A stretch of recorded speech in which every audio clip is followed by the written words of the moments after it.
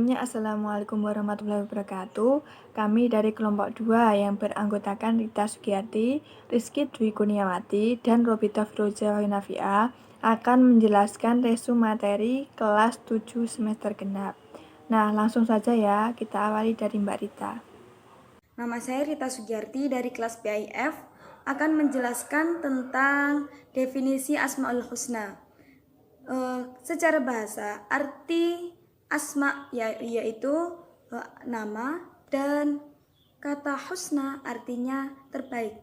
Jadi Asmaul Husna adalah nama-nama terbaik yang dimiliki oleh Allah SWT yang mencerminkan kebesaran dan keagungan yang mesti menyatu dalam Allah SWT.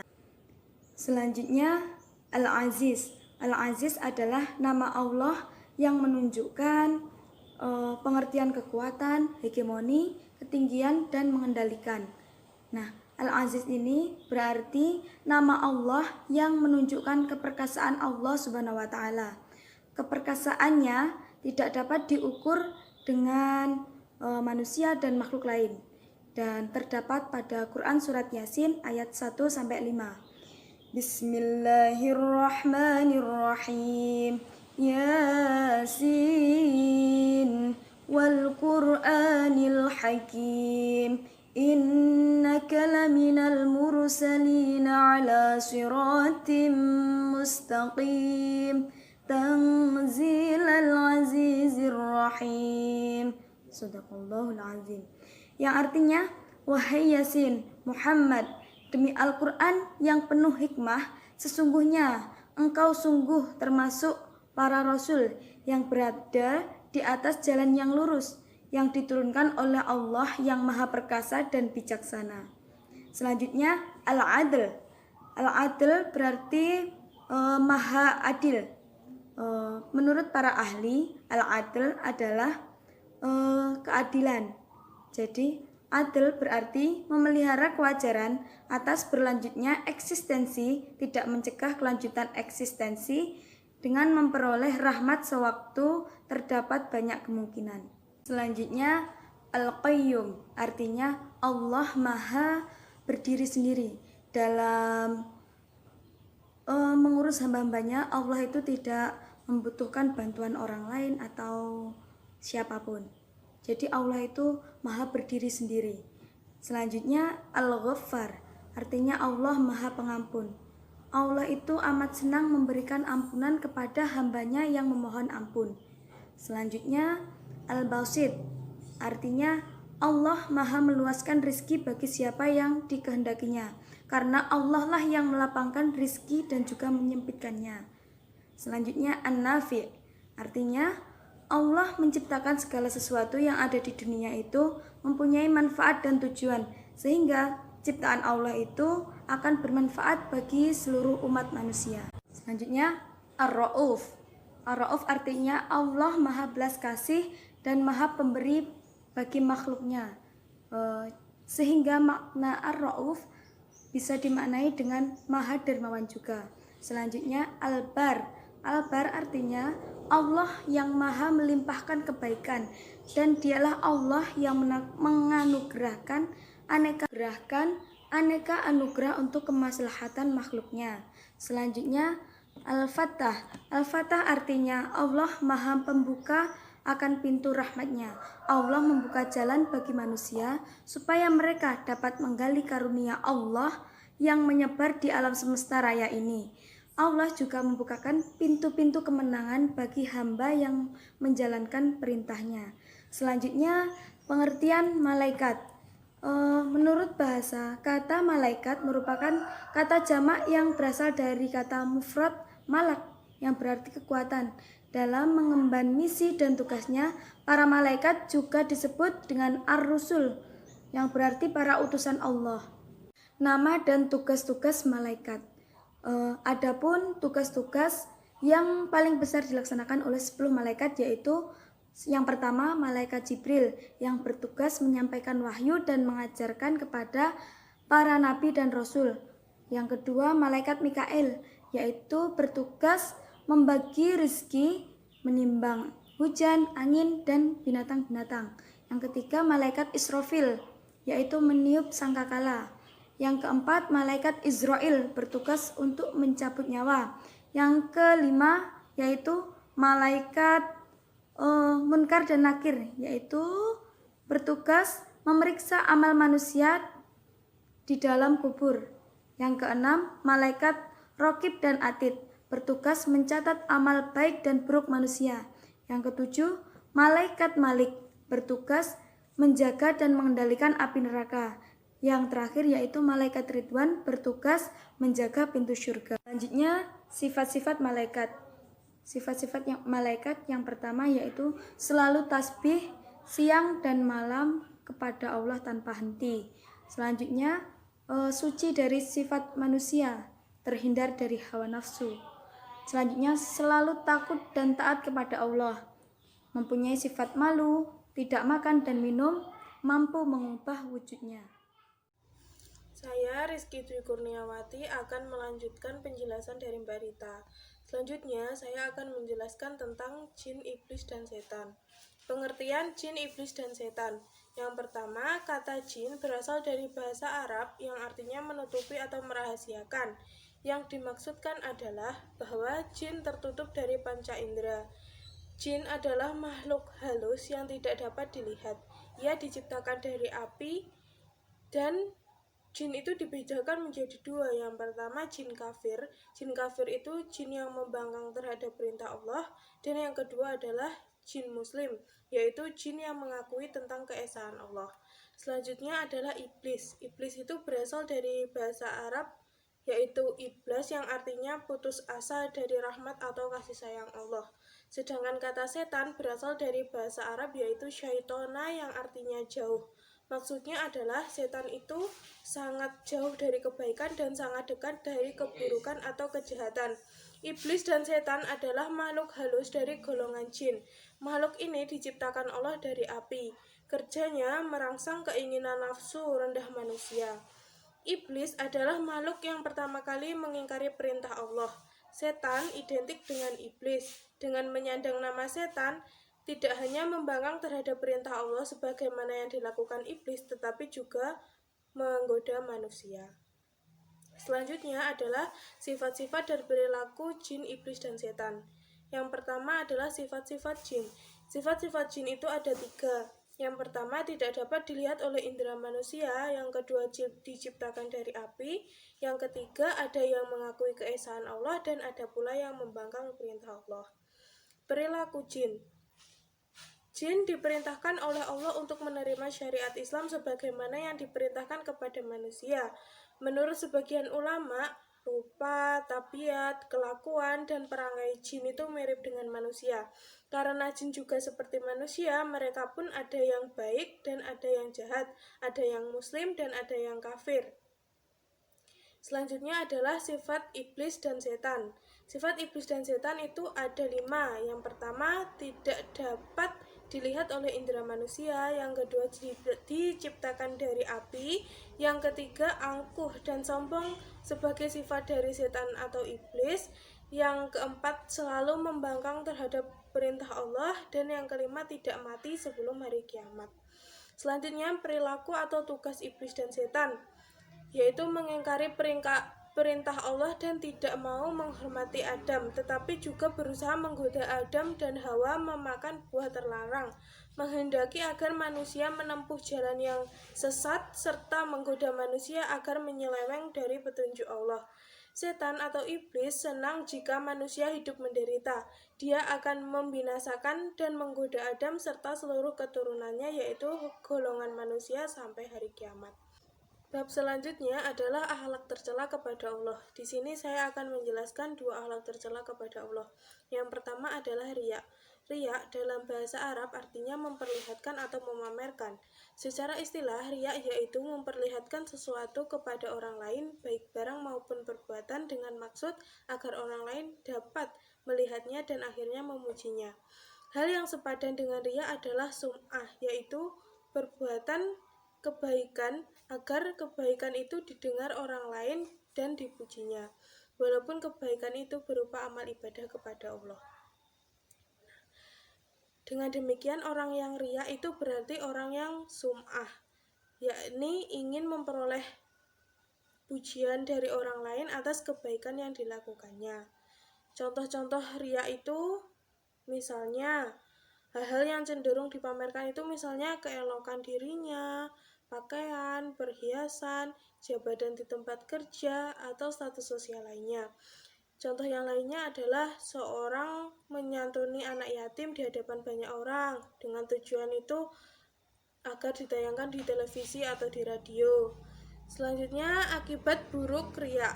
Akibat buruk riya itu ada 3. Yang pertama, menghapus pahala amal baik, mendapat dosa besar karena riya termasuk perbuatan syirik, dan tidak selamat dari bahaya kekafiran karena riya sangat dekat hubungannya dengan sikap kafir. Akhlak tercela selanjutnya adalah nifak. Kata nifak berasal dari kata nafika al-yarbu, artinya lubang hewan sejenis tikus. Lubang ini ada 2, ia bisa masuk ke lubang satu kemudian keluar lewat lubang yang lain. Demikianlah gambaran keadaan orang-orang munafik. Satu sisi menampakkan Islamnya, tetapi di sisi lain ia amat kafir dan menentang kepentingan agama Islam. Nifak adalah perbuatan menyembunyikan kekafiran dalam hatinya dan menampakkan keimanannya dengan ucapan dan tindakan. Perilaku seperti ini pada hakikatnya adalah ketidaksesuaian antara ucapan dan tindakannya. Perilaku seperti ini adalah ketidaksesuaian antara keyakinan perkataan dan perbuatan, atau dengan kata lain tindakan yang selalu dilakukan adalah kebohongan, baik terhadap hati nuraninya, terhadap Allah maupun sesama manusia. Pelaku perbuatan nifak disebut munafik.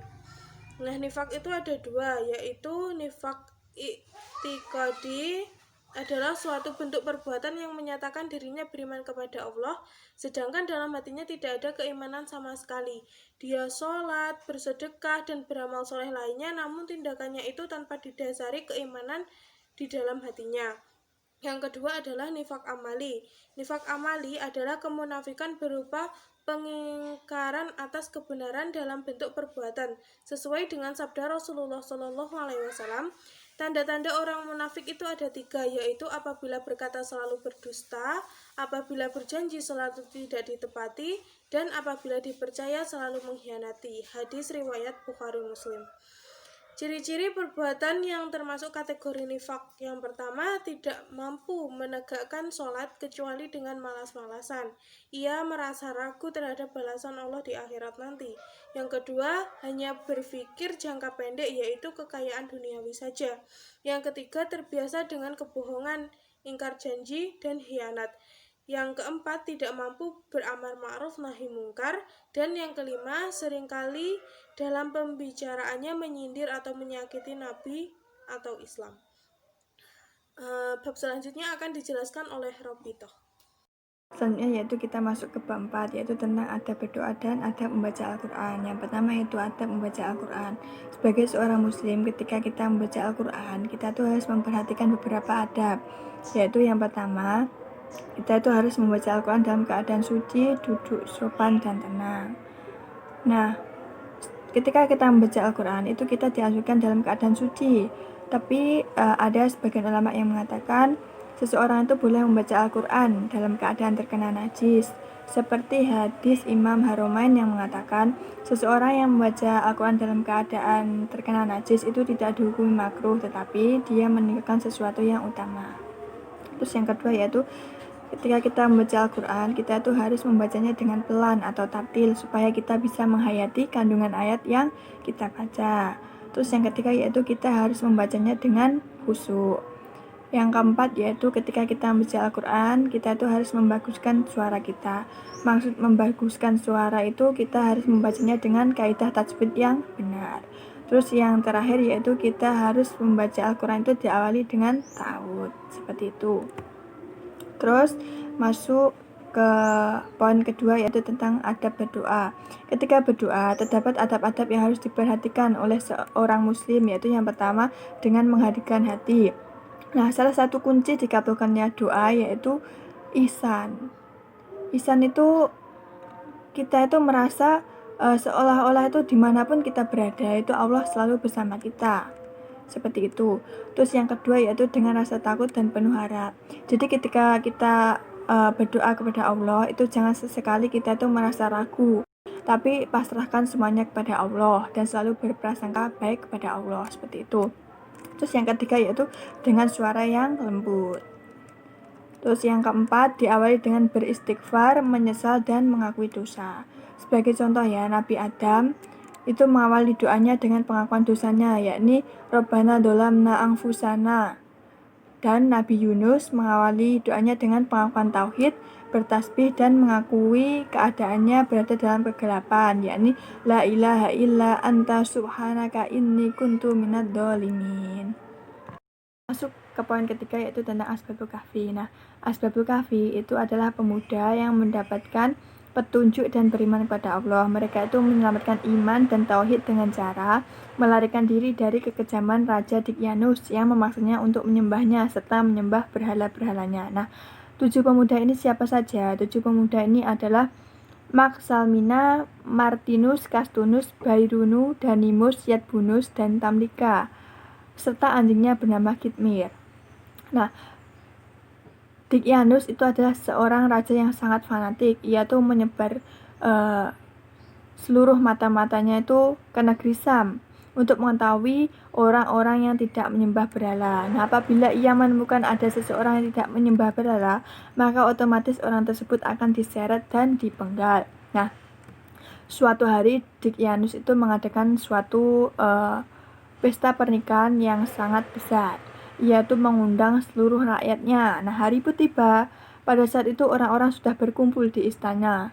Tidak lama kemudian Dicyanus dan mempelai wanitanya keluar. Nah, Dicyanus kemudian duduk dengan khusyuk di hadapan berhala yang berada di tengah-tengah istana. Suasana menjadi senyap. Dicyanus menyembah berhala itu lalu kemudian menyerahkan sesembahan lalu kembali bersujud pada patung yang terbuat dari emas itu. Ia kemudian duduk dalam singgasananya, menyaksikan para menteri dan rakyatnya yang silih berganti menyembah berhala. Nah, tiba-tiba Dicyanus itu terlihat gugup dan gelisah. Ia berkata, "Menteri, mana Martius dan Nairawis?" Nah, tanpa mereka sadari, ternyata kedua orang itu telah meninggalkan pesta terlebih dahulu. Martius dan Nairawis adalah 2 orang dari ke-7 Asbabul Kahfi. Ketika Martius pulang ke rumahnya, ia langsung berhadapan dengan ayahnya dengan wajah merah padam. Martius segera menghindar, namun ayahnya menarik kerah bajunya dan memarahi anaknya atas kekecewaan terhadap perilakunya sewaktu berada di istana. Martius kemudian mengurung diri di kamarnya, menangis terseduh-seduh. Ia merasa diasingkan oleh seluruh penduduk negeri, bahkan oleh ayahnya sendiri yang amat ia sayangi yang bernama Nastan, salah satu menteri dari Dicyanus. Sedangkan Nairawis ialah anak dari menteri kepercayaan Dicyanus yaitu Kaludius. Sementara itu di rumah Maxalmina, seorang pengikut ajaran Nabi Isa yang sangat tidak suka dengan pemerintahan Dicyanus, tiba-tiba rumahnya diketuk. Maxalmina membukakan pintu, ternyata yang ia temui adalah Martius, sahabat yang sepaham dengannya. Mereka berdialog tentang peristiwa yang baru saja menimpa negerinya.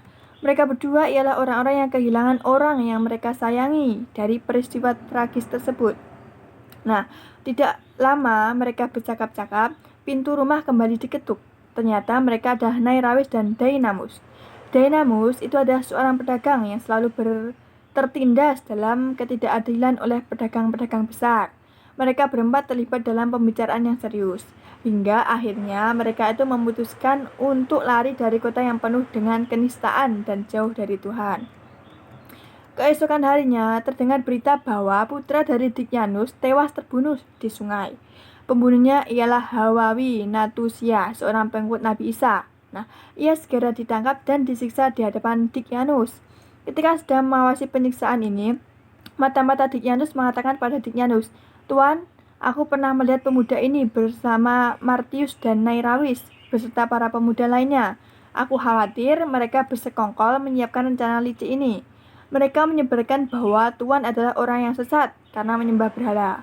Mereka juga mengatakan bahwa Anda itu sangat kejam dan sewenang-wenang. Aku khawatir mereka berusaha menggulingkan Tuan dari jabatan terhormat ini. Nah, mendengar perkataan itu, Dicyanus langsung geram. Lalu ia berkata, pergi dan tangkap mereka sekarang juga. Jangan kembali jika kau tidak berhasil menangkapnya. Nah, di antara para pejabat Dicyanus, ada yang simpati dengan nasib Martius dan Nerawis. Kabar ini pun tersampaikan ke telinga Martius. Mereka berenam sepakat untuk melarikan diri ke negeri terdekat Arokim. Disinilah cikal bakal pelarian pemuda Asbabul Kahfi dalam pelarian mereka, kemudian beristirahat dalam sebuah goa. Dan tidak henti-hentinya mereka meminta perlindungan kepada Allah. Dan Allah menjadikan gua itu tampak sangat menyeramkan, sehingga siapapun yang mendekati gua ini akan terhenti, akan terbesit ketakutan dan tak berani memasukinya. Nah, ketujuh pemuda dan seekor anjing ini akhirnya tertidur selama 309 tahun dengan izin Allah. Nah, 300 tahun berlalu dengan pemimpin yang silih berganti dan semuanya ialah orang yang sangat kejam. Hingga akhirnya Allah itu menunjukkan jalan. Negeri Syam kini dipimpin oleh seorang pengikut Nabi Isa yang memerintahkan rakyatnya agar menyembah Allah Subhanahu wa Ta'ala dan menghancurkan berhala. Ia juga berlaku adil dan sangat bijaksana. Nah, negeri Syam kini menjadi negeri yang sangat makmur dan rakyatnya terhindar dari kemiskinan. Nah, mungkin seperti itu penjelasan dari kelompok 2. Sekian, wassalamualaikum warahmatullahi wabarakatuh.